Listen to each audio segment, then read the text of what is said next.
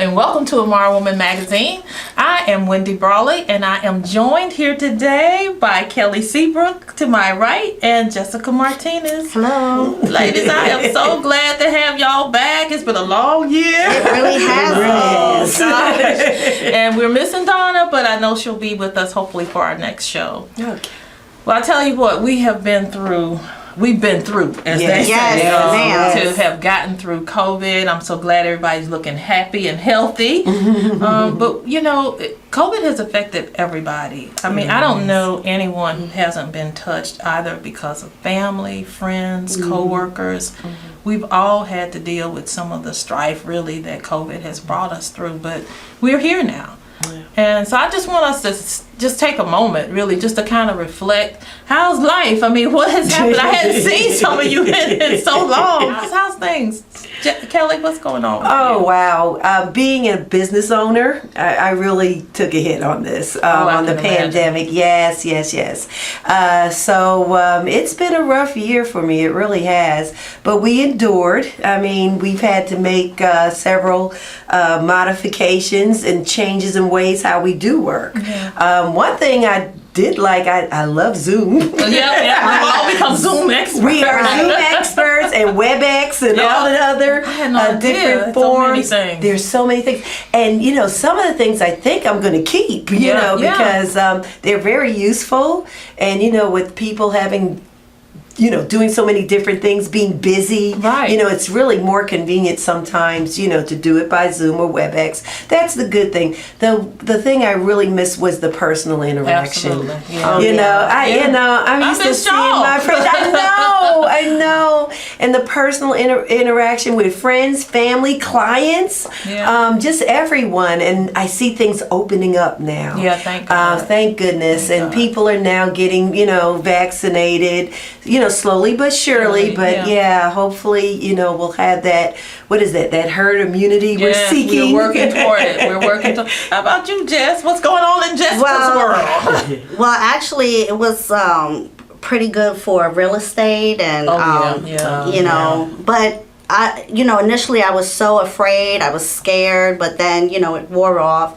But it really had me appreciate, like, my friends and family, and now I'm like going on vacations because I want to enjoy life, you know, and enjoy people while they're here. While we are here. And so it really gave me a different perspective, and I got to work on myself, on my confidence, and, you know, self-love. You know, it's funny that you would say that because both of your points are excellent ones. I know for me, Kelly, this Zoom thing was kind of foreign to me. I had not done it and, you know, participated in social media meetings, but everything, including legislative work, we had to do by committee using technology.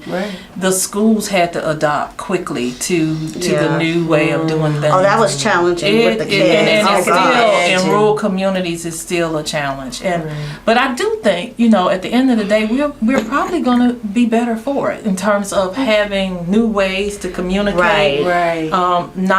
Not limiting ourselves to traveling all over when we can still be as effective by contacting each other online. Absolutely. And how about them grandparents? I'm a grandmama. How about us getting on Zoom and dealing with our grandkids? You know, we all learned how to do things better. You know, in our next segment, we're going to talk about this vaccine. So that's a good segue into our next segment. But I'm so glad y'all are back. It's glad to be back. Right. So stay with us. We'll be right back. Okay, so what would you bring to my company? What do you need? I need problem-solving skills. I got through high school without a car, a phone, or a computer. No college degree, though. Not yet, but life's taught me a lot, and I'm ready for more. Well, you're not the typical kind of candidate that I hire. But you are exactly what I'm looking for. Your company could be missing out on the candidates it needs most. Learn how to find a great pool of untapped talent. The South Carolina Department of Health has recently reported that only 40% of adults have gotten one dose of the vaccination. That means a lot of people are not getting the COVID vaccine. Why are people opting out? And also, South Carolina has recently decided, along with other states, not to get more vaccination and are requesting less of the vaccine. Crazy. So, yeah. Why do you think people are opting out, Jessica? Well, I haven't gotten the vaccine because. Shame. But we have though. We have. Yes, we have. But We are fully vaccinated. I'm just not comfortable with it yet. Like, I'm not saying that maybe in the future that I will never, but right now I don't want to. I've heard some other crazy stuff. I'm just not comfortable to get the vaccine yet. I mean, I'm not saying that I'll never get it, but I just want to see how everyone else does. So you're waiting on me and Wendy. Right, exactly. Who are fully vaccinated. We're fully Yeah, vaccinated. let's see how you are in a year. Well, you know what? It's interesting because I got the first shot. I didn't really have many symptoms at all. Actually, I didn't. A little soreness in the arm. Okay. And for the first time, I had a little bit of knee, aches, just a little pain. But then I thought, hey, you're in that age group to have a little pain in your joints. But after a day of that, it was gone. No fever, no other symptoms at all. And to be honest with you, to me, I saw it as a lifeline. I really did, because I'm in that age group where we are very susceptible and vulnerable. Anyone that's 60 plus, you have to be really careful. And to be honest, I just felt like it was my responsibility to be safe for me and for people that I come in contact with, which is a lot of people. And some people say, well, you don't know what's in it. Well, we don't know what's in any of the medicine we take. If you really want to be honest with you, I was surprised that most of our medicine is produced in China. Yeah, no, the medicine we take every day, high blood pressure, cholesterol, if you're taking any of that. So, this was an opportunity to try to get at least back to some kind of normal. Yes. So that's the way I saw it. And the minute I was eligible to get it, believe me, I was in that line. And it's just sad that now the state is asking the government, like you said, Kelly, to send less vaccine because people aren't getting the shot. Well, I heard a lot of people dying in China, but I mean, it's not like that in the U.S. So maybe from the vaccine. Really? Yeah. I mean, I'm just not comfortable yet. Getting it. You guys be easy on me. You know what? You're not alone though. Yeah, you're not alone, and it's ironic that she's the younger of us, and right. A lot of people, younger people, feel the way you do. Right. I know this for a fact. Yes. And well, it doesn't affect the young people as it does people in our age group. I mean, I had a personal relationship with COVID-19. I had a sister who was at Medical University of South Carolina for over a week. I had an aunt who was in ICU for 45 days. Oh, wow. So it really affected me. In fact, I had to take off basically the whole month of January in order to care for these two individuals. It was devastating. And as soon, I was like you, Wendy, I was eligible, I was in line, and it was like a cloud lifted. Oh, you feel so, I felt protected. Absolutely. I felt free. it was.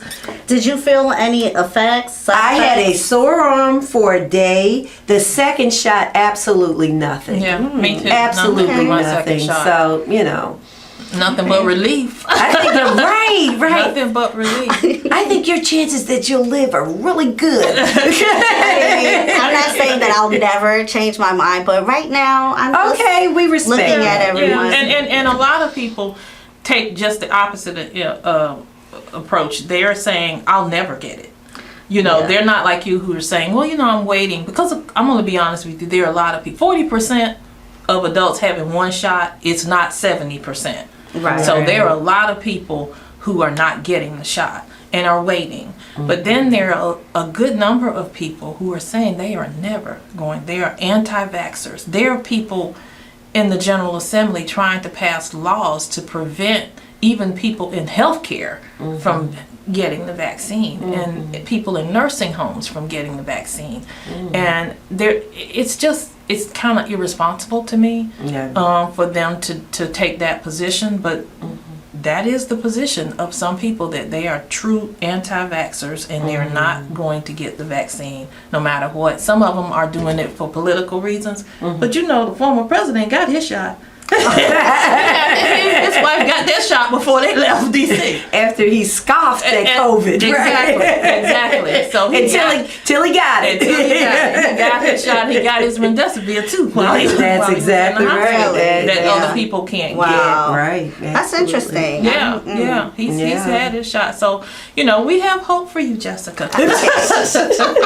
We know that in due time you're going to get your shot. You will Perhaps. do that. You will. And we're hoping too that as people watch this, that people understand people are in different places with this. Right, sure. And there are a lot of reasons in the African American community where people don't want the vaccine based upon, we talked about this, what happened at Tuskegee. Right. And they see this as being an experiment because most of the people who died were people of color, African Americans and Hispanic Americans.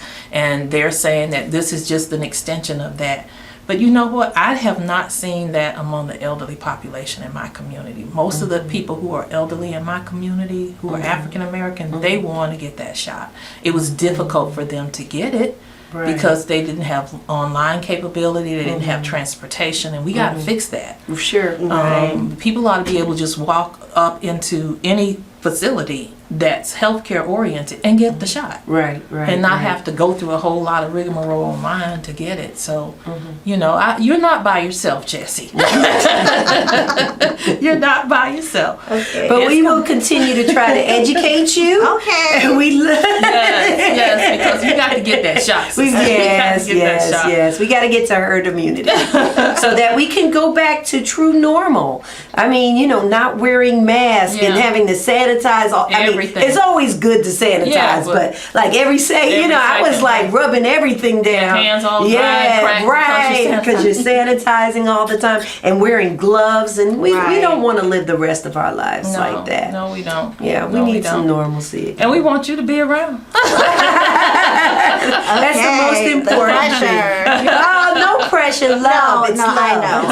Thank you. I will think about it. Okay, good enough. We're coming back in just a minute, and when we do, we're going to talk about police reform, another hot topic that's going on right now all across America. How do we reform policing? So stay with us. We'll be right back. Okay. What if you could invest in the future?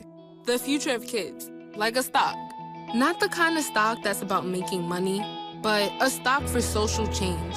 A whole new kind of investment called Better Futures. When you invest, it helps kids go to college.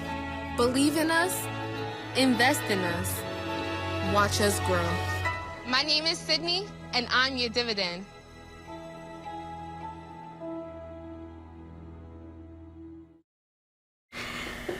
2020 was an unbelievable year, and the summer of last year was filled with protests in the street across America and around the world. George Floyd's murder by the Minneapolis police has renewed demands for policing reforms. And some activists have coined the phrase of defund the police. Do you believe law enforcement should be defunded? Well, I don't think it's defunding the police. I don't think they're trying to take money away from policing. I think that's a term that's being used and twisted a little bit. I think what they're talking about when they say defund the police is taking some of the funds that we do give the police and using it like for therapists and psychologists, because a lot of times when they're going out to these homes, sometimes it's a mental health issue. It's not really a police issue. So use some of that money to assist the police in diffusing the situation by using, psychologists, a therapist, or whatever is needed. So that's an asset to policing. That's how I see it. And I think people who use defund the police are doing it for a political stance, because that's not what they're saying. They're not saying that we should give officers less money or we should, take funds away.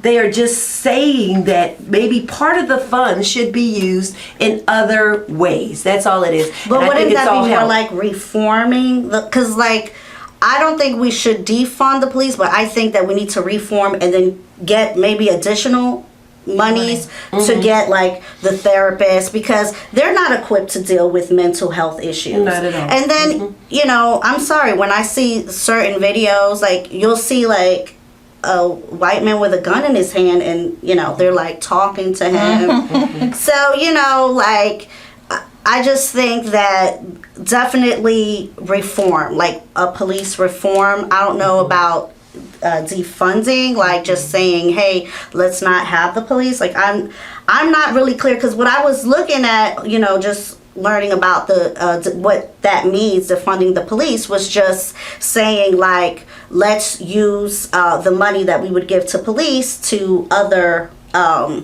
agencies in the community. So, I mean, I don't know about that. I definitely think there should be reform, and maybe getting police from the communities they serve. Like, why get someone that is not familiar with the community to serve the community when they don't have any interaction except maybe what they see on TV? So, you know, they're scared, and, you know, and then this kid dies, and, you know, and then it just goes you know, to Black Lives Matter. Like, some people have issue with that. They say Blue Lives Matter. And I think that we need to really make people understand that it's not, we're not just saying that that only Black Lives Matter. Of course, all lives matter, but this is happening to especially the Black community, and people are just saying, hey, Black lives matter too. I mean, I think it's insensitive to say all lives matter. I don't take issue with protests. Like, it was just horrible. I know when I saw what happened to George Floyd, I was like, I shuddered, I cried, it was just devastating to see that. But I think you're right though. The defund the police slogan, that's a I guess from a political standpoint, that's dangerous, you know, politically for us, and it's especially dangerous for Democrats to constantly say defund the police, when in fact I think they mean reform the police. Let's use some of the monies that we've allocated. In some areas, the police get tons of money, and they're saying we can better use some of that money by providing those therapists and providing those social workers and counselors who can, like you said, de-escalate a very bad situation. But that's not what they're saying. So what the opposition is doing is using the term defund the police politically, as a political weapon, so that when the next election comes, the people who are screaming defund the police will be the people who lose. Because most people, when they call 911, they want a policeman. I know that's they want help, and they want a absolutely. trained policeman. But, you know, what's happening is just what you said. You've got police that go out, and for whatever reason, there is an implicit bias in what they're doing. And Black folk and brown folks are dying. They're being killed by police at much higher rates than their white counterparts. Even when the white counterpart has committed murder, they can live. Mass murder, and they'll get walked out of a scene unless they kill themselves. And so, you know, there is factual credibility to the fact that we need reform, but I don't know that the answer is quote unquote defunding the police, because some people really do mean what they say. They really mean a zero-based budget for policing, and we'll start ground up. Well, that'll never happen. I don't see that happening. I'm telling you, that's what some people really want, and I think it is that those little small fractions of people are going to be the ones that the Republicans use to make the argument that you really want to take all of the money away from police. And that scares people. And they use scare tactics such as those all the time. So we got to be really, really careful. Yeah, because I know if something happens, I want to be able to call 911 and get assistance. I mean, you want some help. Most people do. They want some real help. But you know, there are cases where people have called because a family member is having a psychotic break or something like that, something emotional, and the person has been killed by the police. I mean, that has happened on recently, a number of times. And sometimes the person who called the police for help gets killed by the police. And so Right. at some point we have got to do it's We gotta the do reform something. means training. Yeah, we got to people- get better people in policing. People of color are just treated differently. When you were Badly. talking about, murderers and white murderers not getting away with it, I think about Dylan Roof. Yeah. How they gave him Yes. some, went to Burger King and got him a hamburger. him something to Because he eat. must have been hungry after killing nine people. and Right. on the run, But what's Unbelievable. really weird, if you look at the file footage of when they arrested him, as the officer came to the car and he was sitting in the vehicle roof, they holstered their weapon. Oh, yeah. And I'm thinking, here you have a man who was killed, A 9 mass people, murderer. a mass Right. murderer, Mass the worst murderer. of the worst kind. Right. That's right. And you feel comfortable enough that you can put your weapon in your holster. Right. So we do need some reforming. Absolutely. And it might mean a little less money, but I think what you'll do is you'll rid yourselves of some of those bad apples in the police departments Right. and hopefully get better people to serve us. Right. Yeah. Well, listen, we got one more segment, ladies, so All right, stay let's with get us. it. We'll be right back. This year, patriotism shouldn't just be about pride of country. It should be about love. Remember that to love America is to love all Americans. Because love has no labels. Well, thanks for staying with us. Oh, we've had a lot of stimulus money over the last year. And for many families and individuals, it has been a lifeline. It has saved businesses. It has helped hospitals and schools. Millions, actually trillions of dollars have been spent to keep the American economy afloat. And now, there's more money being proposed for individuals as well as for infrastructure. And a lot of folks are starting to raise some concerns about the amount of money. I think the latest package proposed by the Biden administration is $1.3 trillion. And that will be the infrastructure bill, which will include some things, of course, like rebuilding roads and bridges, but it will also have some things like childcare, other types of infrastructure that we don't typically consider. So what do you think? Do you think it's too much free money out here and it's going to impact our economy? Well, I want to know, where's he getting this money from? What are we borrowing? Is it from China? We need your check. That's what we need. It's your check. Jessica. Yeah. I mean, no, I understand, like you said, the stimulus package, the PPP money has really helped a lot of fellow Americans. But, I guess now that I'm feeling a little bit better. I mean, no, I'm a little concerned. Like, is it from China? And what does that mean? Like, what if we can't pay it back? Like, I am a little concerned, but I know that, we need money to survive. I mean... you're right. What about you, Kelly? Well, what do you think about this money? I thank the federal government for my PPP loan. I mean, it was necessary, I think, initially. The stimulus checks and things of that nature in order to keep the economy running. And, basically people were hurting. I mean, Absolutely. yeah. And I mean, still everything, are. and They still are. still are. And still are. But as things open up, as we get back to some form of normalcy, I believe that, we should, everybody. Well, actually, I read just recently, aren't they having a problem filling a lot of jobs because people are relying on, unemployment checks and the extra money, and restaurants are opening and they can't get workers. I don't know if that's true. Have you heard It's that? very true. Oh, It's okay. very Well, true. maybe we ought to cut the umbilical cord here. Well, I heard McMaster's cut $300 off of unemployment because he wants end of people to June, go yeah. back to Back to work. work. Yes. Like, But okay. there are two sides to that story now because Okay. you have people who are making $7.25 an hour, who are trying to live off of that amount of money, who are doing the most physical jobs of cleaning hotels, working as waitresses, working in hospitals, some of them, making very small sums of money. Right. And many of them don't have the ability and haven't for many years of paying child care. And then now couple that with the fact that child care centers are still, many of them are still closed.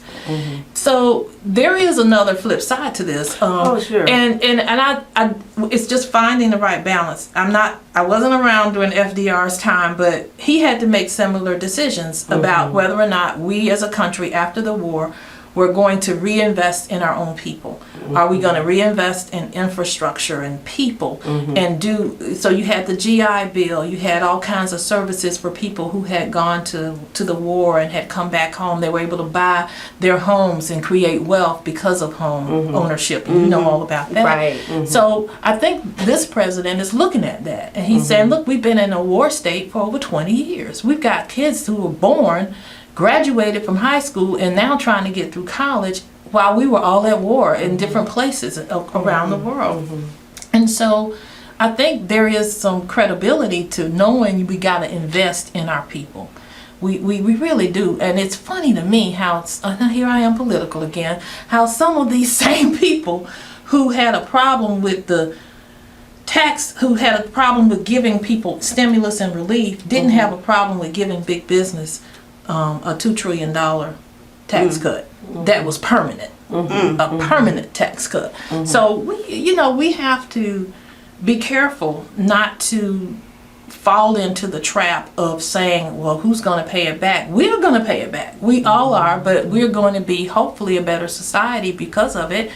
We don't have any real investments in the roads and the bridges, and I'm not talking about South Carolina roads, we know they stink, but I'm talking about big bridges and our infrastructure, railroad systems. Other countries are way ahead of us. So I know that we gotta pay it back. There's no free ride, but I kind of believe we do need some stimulus. I think the president ultimately is going to lower it from the 1.some trillion. Oh, you do? I do. Okay. I think he will lower it Okay. because he's going to have a hard time getting it passed even with some of the Democrats. Right. But we do need those investments. Oh, sure. We really, really do. Well, you touched on that $7.25 an hour. You know, you can't live on that. That's right. That's why that's people the ain't going biggest back thing. to work. Right. They're doing better on unemployment. And if we want, and listen, I've been trying to get the minimum wage raised in South Carolina since I've been in the State House. Wow. It needs to be $15 At an least, hour. yeah. At least, yeah. At least. But they won't do that.